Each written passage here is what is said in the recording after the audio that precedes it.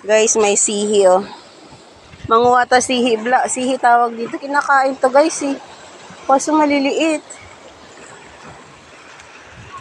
Ay, may tubol. Din! Ito guys, yung mga to. Hindi ko lang kung kinakain to. Ito, dami. Nakain ba to?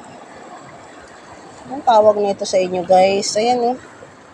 Basta ito lang gusto ko kinakain to oh. Sihi. Nandito kami sa dulo-dulo. Nandun yung cottage namin oh. Doon, dito kami sa may dulong batuhan. Ito, nagyaya kasi. Oh, jab, dito lang. Ayun guys, nandun.